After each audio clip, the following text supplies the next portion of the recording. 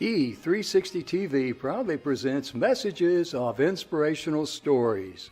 Live streaming now to millions of devices, including Roku, Apple TV, Amazon Fire TV, Android TV, YouTube Live, Facebook Live, with your host, Donna Guimwa, producer and host, Jim Grant, producer and host, along with Michaela Vidal, administrator and host, and Gaia Guimwa Balconi Wada, editor-in-chief.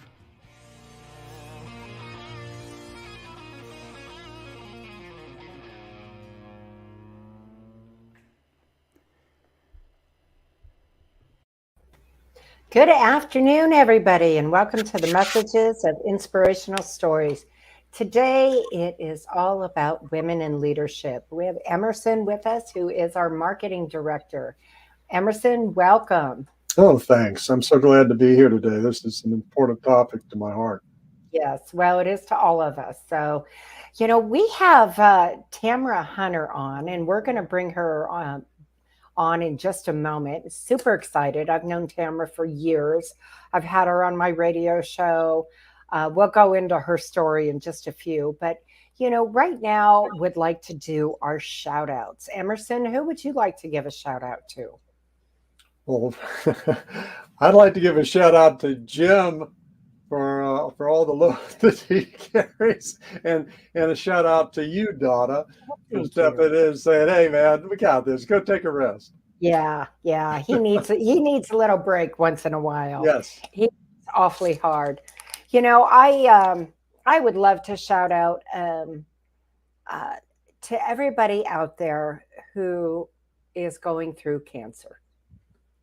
That is a difficult thing. I've come close to it, real close, too close for comfort, and escaped it by about that much. So, but I, have a series of cancer in my family. So shout out to everybody out there and all the people who support them, because that's super important. That is super important. So, okay. Well, I think without further ado, we're going to bring Tamara on because we have a lot to cover today. Hello. Tamara, welcome.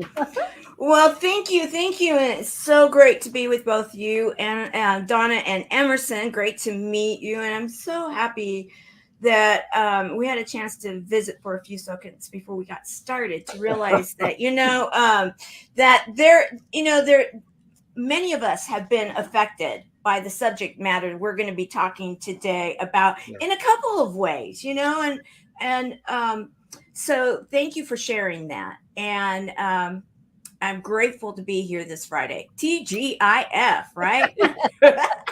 TGIF, indeed. Some Fridays are more TGIF than others.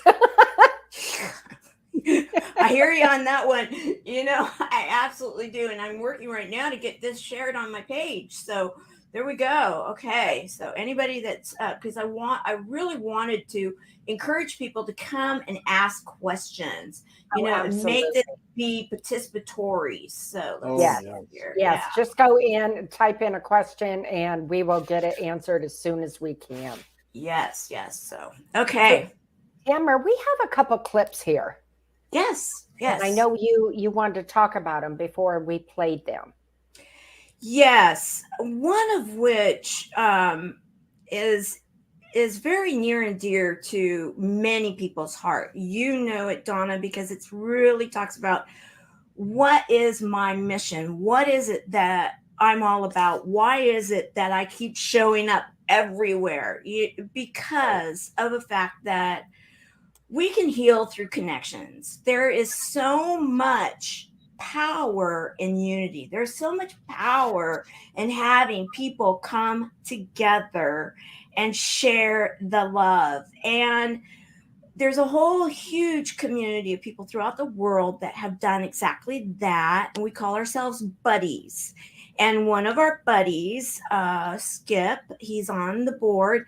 He created this one particular clip, and you'll hear his voice because he talks about the fact that he himself has also dealt with what it is that we are out there sharing, that we can make a difference. So I want to talk about it after now we share this clip. Okay, here's the clip. We'll be right back afterwards. Life is so fragile, and we're constantly reminded just how fragile life can be, especially when we or a loved one is told we have cancer. Cancer survivor myself, I can tell you, we still feel very alone in this journey.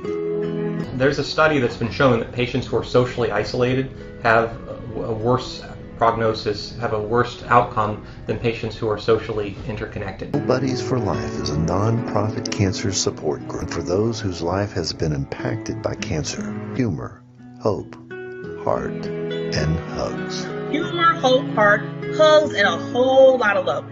Share this with your friends and family and support this community in every way you can. No one should face cancer alone. I am a chemo buddy for life. We are a Buddies Network. No one does cancer alone. Be a buddy. And we are all here for you as a community of love. We are chemo buddies for life. And if you've heard 3 words, you have cancer, for yourself or someone else, you belong with us at Chemo Buddies for Life. Healing through connections.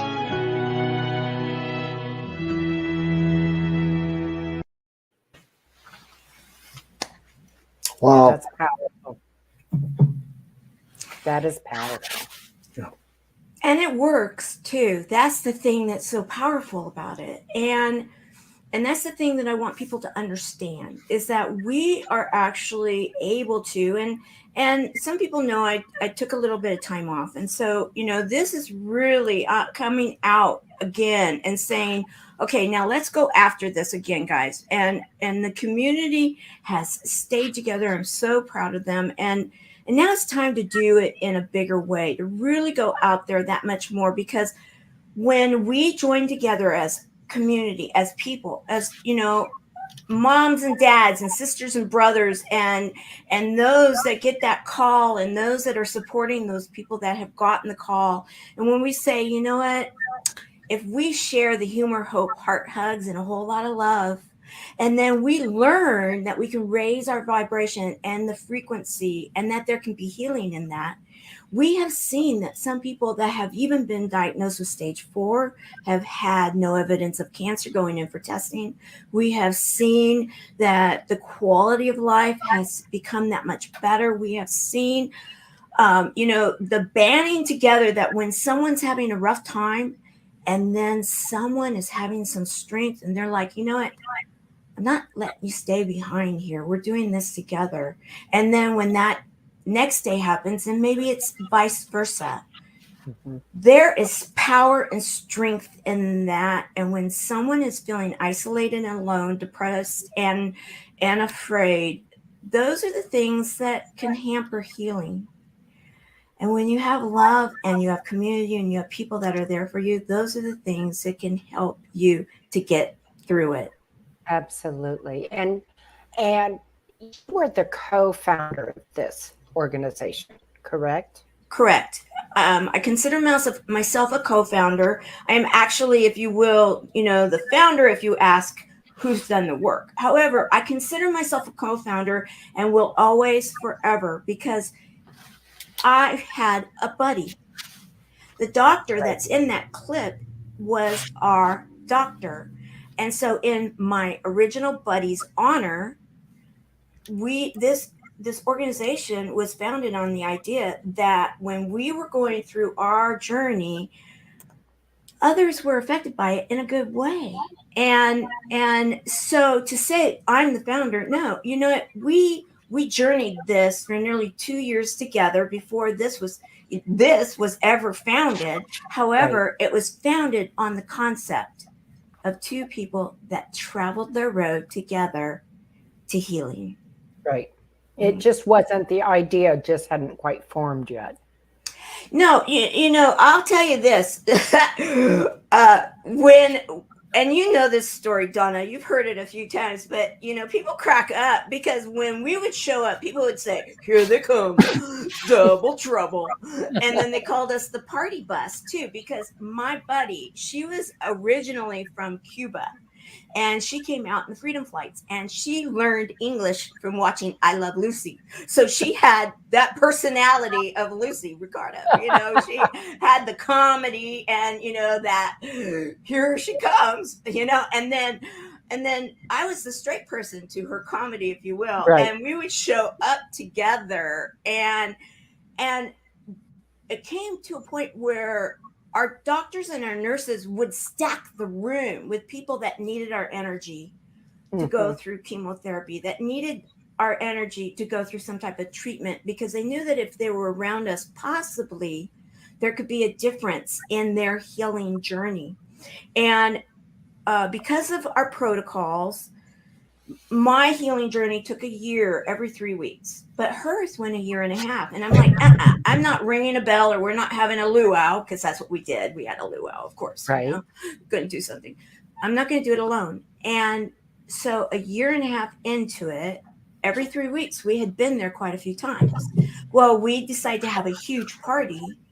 And what happened was a year or half a year after that. So 2 years in, I was the one that scheduled all of our appointments. So you have plenty of follow-up appointments, right? Right.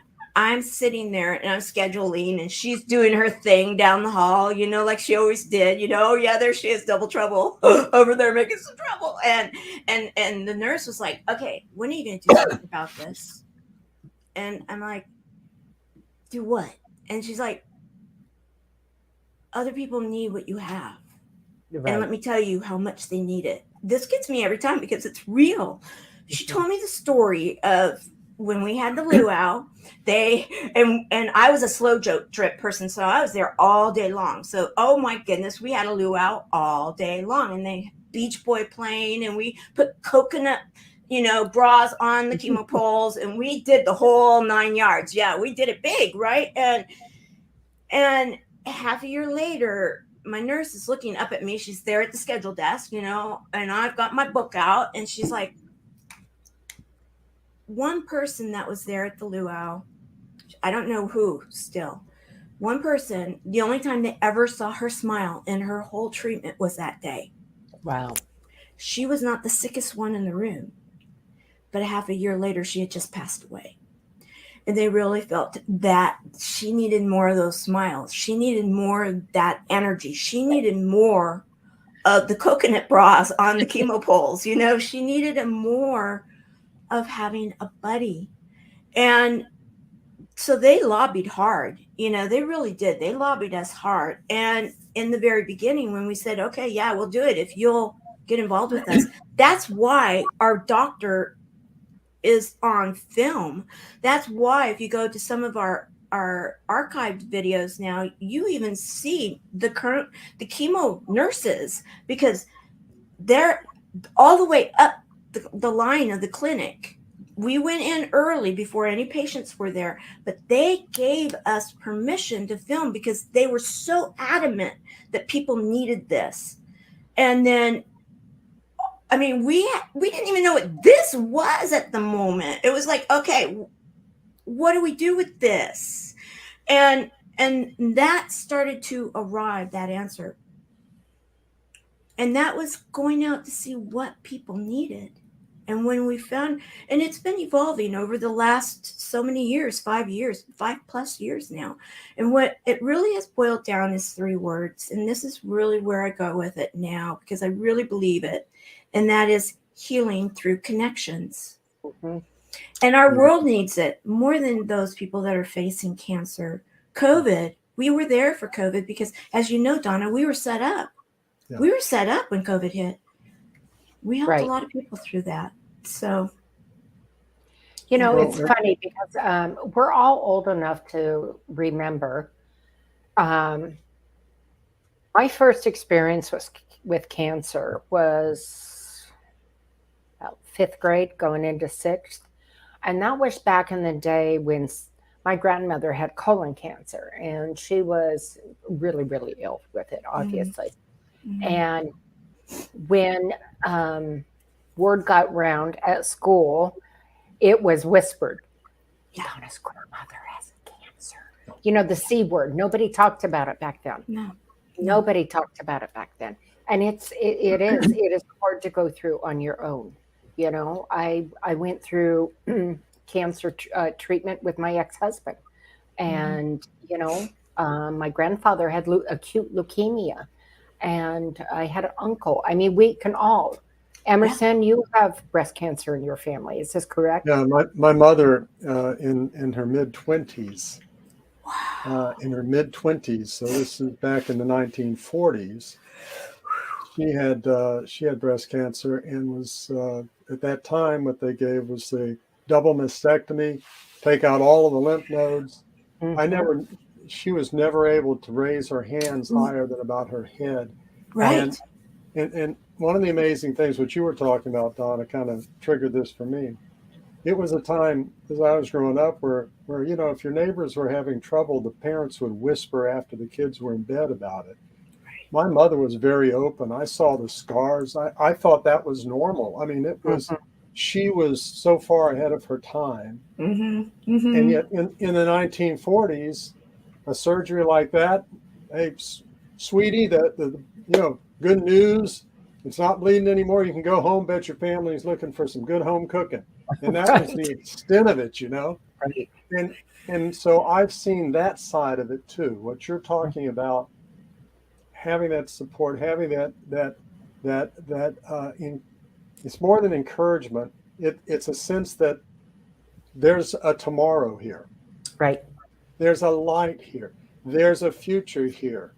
I am still a person. I am still myself. All of these things that I can be scared with somebody else. Yeah. And I can be wrong with someone else. Yes. Yes. She was very unusual in that time period. You know, because she was so open about it, and she didn't take and it was all on her own. I mean, she didn't take it as lessening her. Right. And may I ask, since I don't know this story, how long did she live after that surgery? She died at the age of 61. Yes, that's what I was thinking. That is exactly what I was thinking you were going to say. It eventually metastasized and into other cancer and things like that. But she died at the age of 61. And my dad died at the age of 60 of lung cancer from smoking, and they died 5 weeks apart. Well, there's a lot to be said for that and multiple different stories there. However, you know, I want to bring something up on that. A few different things and what I'm hearing. And the one thing that she broke a pattern. She was a disruptor, as many would say. Right? Because in the 40s and with that surgery and with the attitude, because especially, why did they come out with the pink ribbon? And people get sick of it these days. But let me tell you, there was a reason for it, because they didn't say breast cancer. Right. You know, because it was like, oh, that could be a bad word. No, you know, it's a piece of the body. I'm sorry, you know, don't go there right now. This is called, you know, an area that is at, you know, that's having a health issue. Okay, so that was one reason, the pink ribbon, you know, there was others. And thank goodness they did what they did, because of the fact I am a living example of some of the research that was done and the donations that were given over years and years and decades. I had one of the sub kind of cancers within breast cancer that was one of the highest mortality rates, one of the highest percentages. You got it, you basically kissed your life goodbye. And that was up to only like 10 years before I was diagnosed. So it was one of the later ones to get such a great result. And it was because of all the donations. It was because of these campaigns. I am alive. And so thank you to everyone that donated. Thank you to everybody that did the work. And thank you to your mother, Emerson, because you know it, disruptors like your mother, people that are willing to say, I'm not hanging it. I'm not going to push that under the rug. It is going to, you know, this is what happened. This is why it happened. And yes, there's scars. And maybe I can't do this, but I can do that. And we're going to go on with our life, because it's attitude, it's mindset, it's the things that they didn't even know. They didn't have those words. They maybe called it gumption, or they may have said, there might have been and I will say this, during the 40s, you think about when this happened, you've got a world war that's taking place. You have a depression people have just coming out of, and you have time that is absolutely upside down, and then you have this happening. Well, you can either give up, or you can be like Winston Churchill said, never give up, never give up. And that attitude that so many showed up to life. You had the Rosie the Riveter, you had the this and the that, and people were starting to change those gender roles. They were starting to take a little bit of control back, because they had to.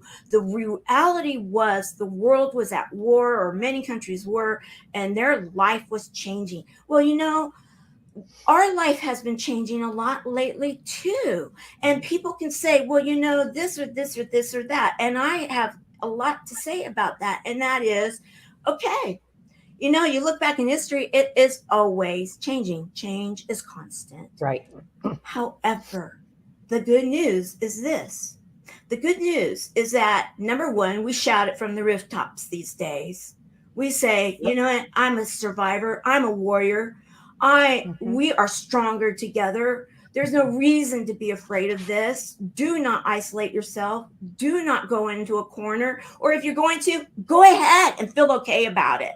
Because you know what? Don't feel guilty if you're having some human emotion about this, right? But I would also say, from a psychological, and I'm not a psychologist, but from a psychological and an energetic mode, don't live in that space.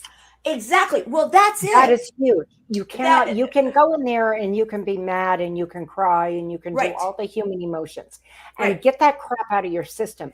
But it's when we live in that moment and stay there that it suffocates our system and makes the cancer or whatever else you have even worse. You know what we call that? Yeah, I know.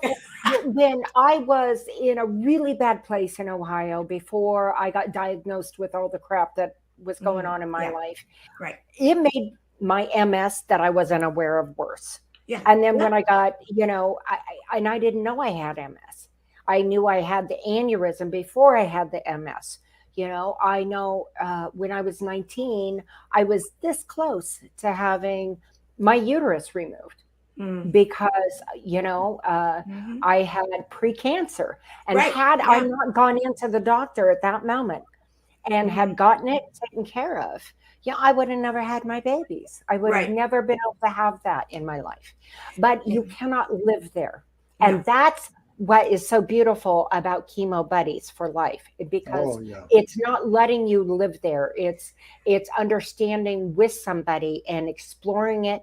And being able to release all those human emotions. Yes, we call those days that you were. Sorry, Emerson, I'm going to come back to you just a second, but I want to say this: we call those days chocolate days. You're allowed a chocolate day every once in a while. No, I'm not saying eat the chocolates, because there's a whole nother camp that will come in and say, "Oh yeah, sugar." No, it's figurative, but. It came from when my kids were growing up, and we escaped a pretty, really, domestic violence situation, and they were going through issues. And every day, I would say, every once in a while, I was like, okay, today's a pity party day, but we didn't call it a pity party day. We called it a chocolate day, right? And when the kids are little, so I was like, okay, stay in the jammies, close up the curtains, get all the movies out, let's have some fun. And it's like, oh wait, one day, but next day you're making your bed, you're going back to school, we're going on with life. But I did those too. Yeah, every once in a while we allowed ourselves. So when I explained this to my buddy, she's like, "Oh," because she liked chocolates, but it wasn't like, we're not having chocolates. That not necessarily the wisest choice for us right now. However, we kept that name, and it stuck because that whole idea that every once in a while we can have grace, we can feel okay about it, we can cry. There's a celebration journal that that we give our people, and we, if anybody wants one, they can get a PDF. It doesn't have to be that they're going through anything. Just go to cb4l.org. It's at the bottom. It's free. Get it. You can print it out yourself. But what the Celebration Journal does is it talks about these very things and allows us to go through them, because when we're feeling guilty, we have those emotions that are like, like there's like a little bit of that, sandpaper, and we don't want to be doing that, but we are, it's like, okay, you got to deal with whatever it is you're going to deal with. That was one of the things that we worked with our doctors and nurses on as we were doing this. And I think it's also important that anyone who's going through this understand that those in our immediate family need just as much help. Yes. Because we feel helpless. I know when my ex-husband had cancer, the radiation, of course, makes his taste buds screwy, right? And we were in Kansas at the time, and his dad came in to help. We only had one child at the time. And then when he was getting ready to leave, take him into a town about an hour plus away at the time for his radiation. And then my folks came in. Well, I remember, and I was running our business and doing everything I could, and I fixed Mexican food one night. Okay, no big deal. So we're all eating. And my ex-husband just snarled at me, "These beans are bad." And I'm like, "What?" And and I had gone with the doctor with him, and knew all the things that could happen. But he went on a tirade for about probably 3 minutes about I was serving rancid beans at the table. Yeah. And then he looked over at my folks, and they kind of have their fork like this, looking at him like, what is he talking about? Yeah. And then he said, "They're not bad, are they?" And they're like, he said, it's the radiation, isn't it? And we're all like, uh-huh. And so, the anger and the crap that everybody else has to go through around it, that's equally as important. Yes. In fact, okay, so our organization and what we have done over the years is that we recognize all cancers, all stages, both the person that's affected by it, meaning the patient, and then those people that are affected by it, meaning those people that are supporting the person, loving them. It can also be the medical people. It can be, we have had so many different people, hospice people, so many that have come to us over the years that just needed a little boost in the arm, that needed a little humor, hope, heart hugs, and a lot of love. They needed to be accepted. They needed to be able to get it out. They needed whatever it is that they needed so that they could then either continue with us or go on. And, and that, because there are so many amazing nonprofits, and that's why, like this program I'm doing right now, that is supporting one of them for one of the specialized, because the thing about oncology, and anybody that hasn't been around cancer may not understand this, is that there are so many subsets of specialties, and there needs to be, because that's why we're having such success. When they used to have a generalist oncologists, which there still are, yet the protocols were pretty general also. And that's when there wasn't a lot of success for a long-term life and a long-term quality of life and quantity of life. Now that they subset them, they understand more. Science has gotten in, understanding, frequency has gotten, all the different understandings, health and wellness and all the different things, because you have the traditional remedies and then you have adjunctive remedies that a lot of the traditional doctors will say, yeah, I'm totally okay with this one because it doesn't counteract that one. Some do, and you need to check. However, like you can find those oncologists that are like I was given full permission to do some really cool things where others were like, I couldn't have ever gotten that. Well, it was because of my oncologist. You were about to say something. No, just you have done so much, And you did the impact. Oh gosh, help me out. Right. Yeah. Yeah. I ran 3 years ago. 3 years ago, for those of you that don't know, it actually started nearly 4 years ago, because this went on for almost a year, but I was in it for 9 months. Yeah, I was a latecomer to the race, is what they called it, a race against time. Right. And it was went out to a global call for those people that believe that they can make an impact for our world, make our world a better place. And I didn't know about it. I didn't know the creators of it. I didn't know anything about this. I was off really just trying to get some awareness. And it's not easy to start something from scratch. And that's basically where I was. And I'd started getting some recognition through the Service Hero show, which you were recognized, one of the very first on the Service Hero, Donna. And it evolved, right? But it became the bigger brand of the two. And that was exciting, because then I was able to give awareness to the actual cause, that my mission, right? But you've got to get out there and make a difference however you can without hurting your mission, right?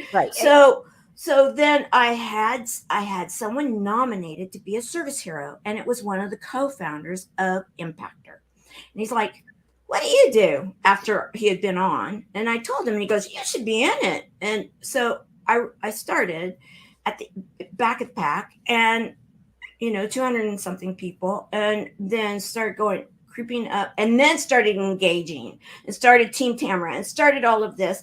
And we started seeing some movement going into the top 50, top 25, top 5. And then, in fact, there's the Impactor right there. You can see her shadow right there up on the bookshelf. And I ran under my name. Some did go in under their nonprofit. I ran under my name because my story is bigger than the nonprofit, because anybody that's had those 3 words usually has a bigger story than that one chapter of their life. So I ran under myself, my name. However, with the cause, the mission to get the idea of healing through connections out there, bigger through the world, and also, which we've done. I'm really proud of what we've done there. Mm-hmm. Also, something that we haven't gotten accomplished yet, and it's 3+ years after being, my name being called big at the Stan Mansion in Chicago, beautiful ceremony, Timber Hunter, and then afterwards, it was so exciting because most of the impactors joined us and came on with our mission, because they're like, we knew you were gonna win, because who hasn't been affected by cancer, really, right. and what you're doing is really needed. So let's make this happen on a global level. So we went out there, everything. But however, one of the reasons I started this was because here in the United States and some of the other countries, there's some issues in some of the different countries also. But one of the huge issues here in the United States, it has to do with breast cancer. And so October, and the fact that, running for this Fab Over 40, and with the National Breast Cancer Foundation and all of the hoopla, pink pumpkins and all of the neat stuff that we've got going on. The thing here that people are not aware of, and I mentioned it on the stage, and it still hasn't changed, and we need it to. We need some legislation to, I'm not a political person. I'm not out there with signs, but I'm a community person. I'm a citizen of the world. I'm a citizen of the United States. And we need some laws changed, especially for those that are facing cancer, because especially breast cancer, and especially women, men too, because men can have breast cancer. Sure. However, in this case, a lot of therapists, I talked to people all over the United States when I was doing the research on this. And the issue is that many times breast cancer can be caused because of stress. And many times that stress can come from a marriage. And then when many times a woman that is going through, or man, but a woman that is going through her treatment not only does she get the paperwork with her pathology report, she may also get a double whammy, and she may get divorce papers. Mm-hmm. And what many women have faced is that if their divorce is final before their treatment is over, their insurance is gone. Because there is no rule in the courts throughout the 50 states to say that you cannot take that away if it's life threatening through a disease such as cancer. And it's a money thing for, they say change will take place in laws if there's money behind it. There is, because it is costing us too much money, because many of these people that are doing that with the divorce papers, you think, oh, how horrible. It is. And the first people that I started talking to, I wanted to save them all. And the only thing I could do is raise awareness right now and say, 3 years later, this hasn't happened. We need to make this happen. And that is that we need to have rules and laws saying, even if it's not that you have your reconstruction, that's not life threatening. However, many of them, this has come and the person has passed. And if they had children, many times the person that awarded, said, I want the divorce, didn't want the kids either. So what happens to the kids? They become wards of the court. And so you have them going into the system. And then what do we know that happens with those kids? Many of them end up in jail. Many of them, they don't make it all the way to adulthood. And it's because their mother ended up with cancer and their father gave them divorce papers.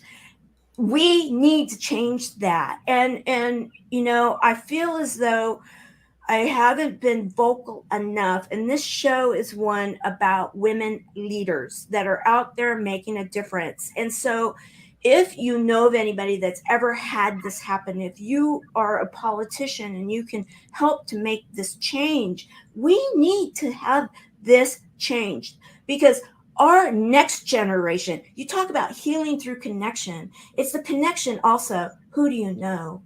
Who do you know that can get out there and help us to save these mothers, these fathers, if it's reverse rolled, and these children? Because it becomes generational then. If there wasn't already a generational pattern, right? Think about that. So, am I on a soapbox on this one? Yeah, because, when I think about Impactor, because I've been gone a little bit and I've looked back on some of my material to get things fresh and regoing. And I looked at that comment and I looked at the calendar and I said, Tamara, we haven't made that happen yet. It's time to make, take charge. Fine, because who am I? I'm your sister, your brother, your mother, you're the woman next door. But that's who we need now. We need the men and women, my neighbors, those those that are listening. We need everybody to step up and say, you know what? Let's do this together. Right. Let's do this together. Well, that brings me to the next. You are in another competition. Fire department for you. Yes, I am. And as you know, Donna, and not everybody may know because not everybody knows me. However, I did take some time off. Mm-hmm. I have been running literally 7 days a week, 365 days of awesome service heroes joke. And 4 years without a break, every holiday, everything, and sometimes 3 times a day on air, and then behind the scenes. And I wasn't paying attention to some things I needed to. And so I took some time off, now back, and not 100%, but it's like, how do you get back? Well, this, jump in. Yeah. And timing and Impactor happened right when we needed it to get to a global place. This happened right when I was thinking, okay, it's time. Boom, this shows up. Okay. It's in alignment because it's raising funds. Anything like this is going to be raising funds for a nonprofit. The nonprofit of choice is the National Breast Cancer Foundation, which is in total alignment. You look at their mission and you look at cb4l.org's mission, it's like hand in glove.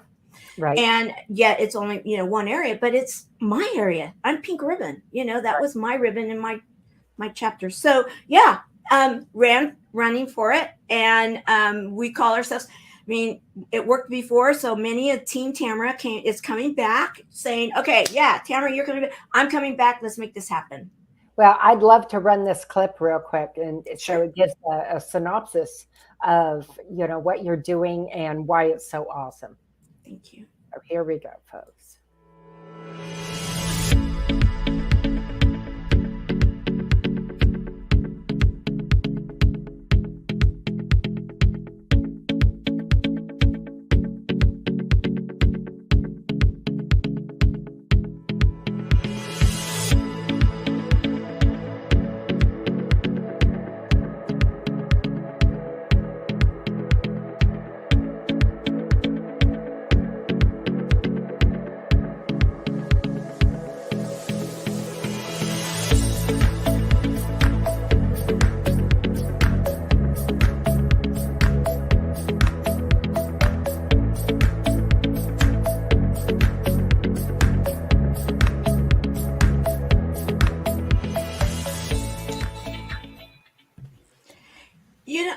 Thank you for sharing that. And I just noticed Christopher Kaysen's here, and I want to shout out to him because I met Christopher. He's one of the top 5 from Impactor, and he's a great example. We were in different teams. We know of each other. We were on that stage. There's that picture of us holding hands, all the top 5. And then what did he do? He joined right away our cause, and he started teaching healing through art. Travel Tuesday in the chat. He did game night with Brooke, one of our, she was on my team, Team Todd for Impactor. I ran against her. She came on board. There's so many. And Christopher, he came because he is a high functioning autistic that is out there teaching that there is art, and that art and autism and that healing energy there, and so much to him, and amazing man. And so I just want to shout out, because that's an example right there of how these kind of programs bring together people that are ready to make a difference. So yeah, there's the voting. And right now, when we went live, I've been hovering number 1, number 2 in my group. Right now, came live at number 2. Guys, let's get to number 1, because the next cutoff is going to be Thursday coming up at 7:00 Pacific. And we are in it to go all the way. Absolutely. And I see Jim is here. Great. And so I did want to recognize, also flip it around to you if you don't mind, Donna, because one of the things I do with a team, because I believe in teams so much, is that whenever I do anything, it's not about me. It's really not. I might be willing to be the leader, but truthfully, when my buddy and I, my original buddy, she was really the one out there, because she was the one like Lucy and funny and everything. I was the one that did the, made sure we made it to the doctor and got our appointments and stuff. However, I was the one that kept this going. And so I believe in teams. I believe that whenever I do something, it is not about me. It's about bringing all of us and making the world a better place. And so there's so many fab over 40 women, men, people that know fab over 40 woman or man. And so I've been putting the call out there, and you did something for me. And I'd love for you to push that little button and show it and talk about it.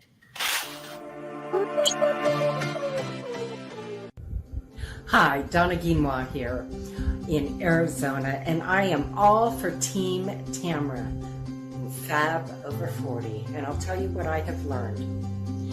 Giving yourself grace in learning to be perfectly imperfect in your own body. That is what's Fab over 40. Vote Team Tamara.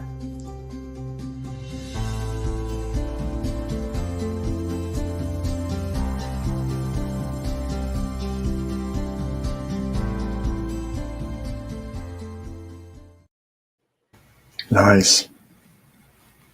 Very nice. Thank you. It was a pleasure to do it. For me, it was a no-brainer. And we've talked about this. We talked about it a little bit, Emerson, right before you came on backstage. It's just me. Maybe it's just me, but I honestly believe that anything from the time we're born to the time we're about 39 is practice. We don't know who the hell we are. Yes. But I have learned, and it really clicked for me when I had my first brain surgery.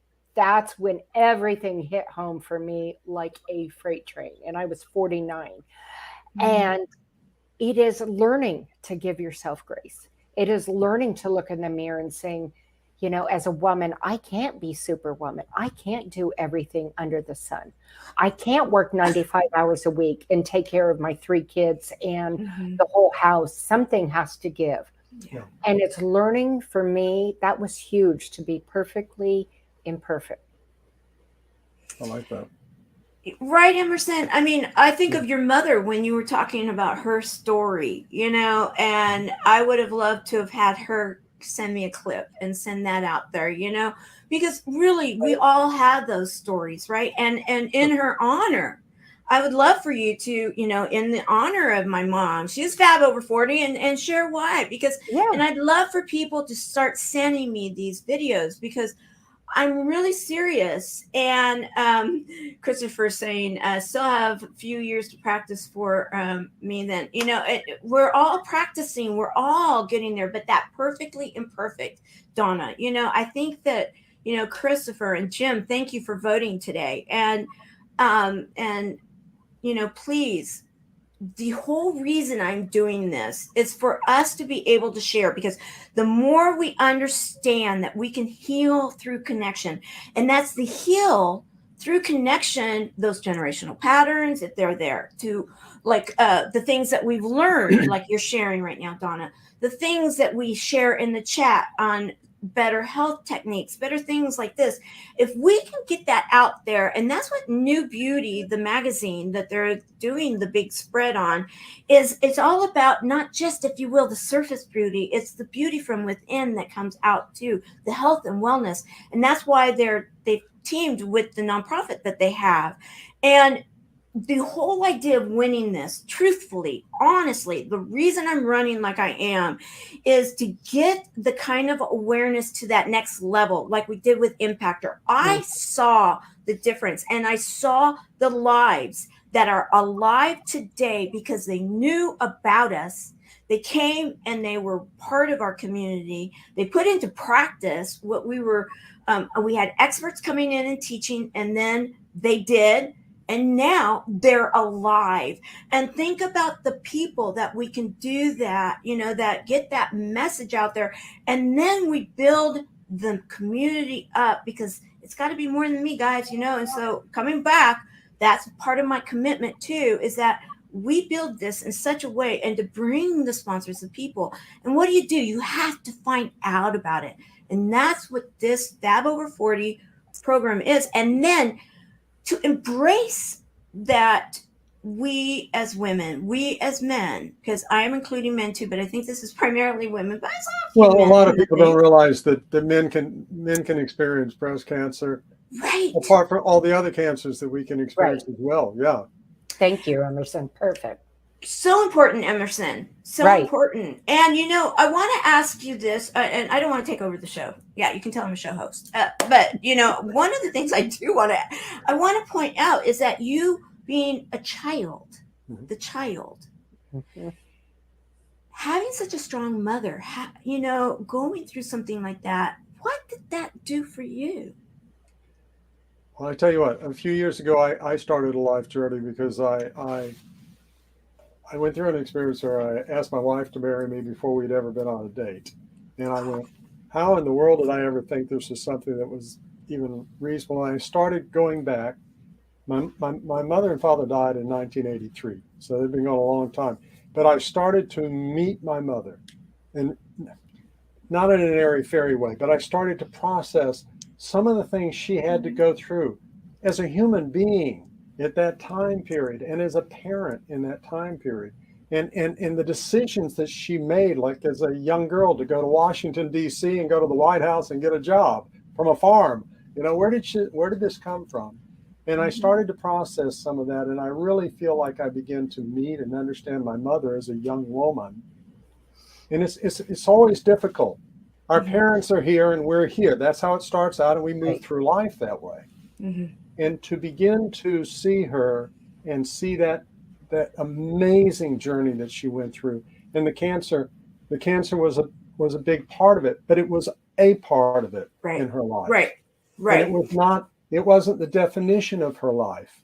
And it was something that was profound for me when I began to realize what this young woman had gone through and processed in the amazing ways that she had embraced it, and at the same time chosen to live beyond it. And that's the key. That's why I will say, well said, Emerson. Whenever I go through this, yes, exactly. And your mom, absolutely. You could just everything. I mean, we could just okay, mic drop, as they say, Angel Marie, mic drop. But when you think about it, I really encourage people to think about it as this. Lindy will say, the cancer. What I say is it was a chapter in my book of life. Right. Same as your mom. It sounds like, it didn't. However, I bet you anything in like you're saying, meeting her and really studying her life, I bet you the gumption of what she had to go through to live through that experience gave her the strength and the determination and the moxie and the, if I could get through that, I can get through anything. And that's the thing. And that's in me. And I got that from her. And I only began realizing. Only processed it later. Yeah, many years later, long after she was gone, I began to realize it wasn't the mentors that I had or the campaigns or the companies or the positions or any of this stuff.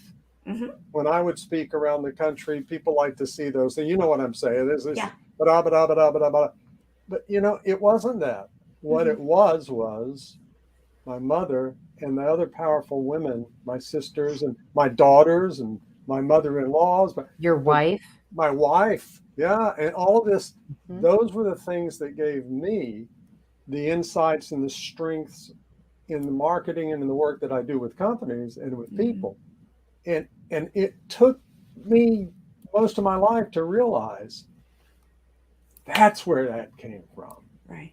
And it was that drive that took the young girl from a farm to the White House. It was that same drive that took her to a place where she had not one but two children after all of this. And it was that drive that led her to be somebody who you said she was, what was the word that you used? Disruptor. A disruptor, yes. She was a disruptor. She saw how things should be. And part of that Thank you for your mom. Yeah. Because your mom and those women and those men that came before me that got out there to make a difference. And so I am alive, and that there's others that are living, because this is the message I want to really bring home. And that is, if anybody hears those three words for someone that they love or for themselves, the thing here to really embrace is that there is healing that takes place, that it is not what it used to be, and that so many are alive today. Now, is that always the story? I will not say it is. However, can it be at some point? Absolutely it can. I know it can be. And at some point in time, it will be like, okay, so you had chicken pox. When did you have it? Oh, yeah, I had it here too. Someday it will be, I had this and cancer, and when did you have yours? Oh, I had it. And now, okay, let's go watch a ball game. It's going to get to that point. And we can get back to where it's that was cancer. Hey, let's go. Yes. Exactly. And that's the message. That is the messaging. And that is the reason I'm running, guys. That is the reason I'm here. That's the reason I'm coming back, because we're not at that point yet. And there's many of us, and thank goodness I know many of us, the speakers that are out there making a difference. We need more to show up. We need us to get out there and say, it's time. It's time for the change. It's time now. We need to change these laws. We need to understand it's not so scary. We need to understand you can have community and you can heal through this. However, don't isolate yourself. Right. You can have a chocolate day every once in a while. Speaking of that, you guys, we literally have 5 seconds. So we are at the end of our show. Tamara, thank you. Emerson, always a pleasure. We'll see you next week, folks. Bye, everyone.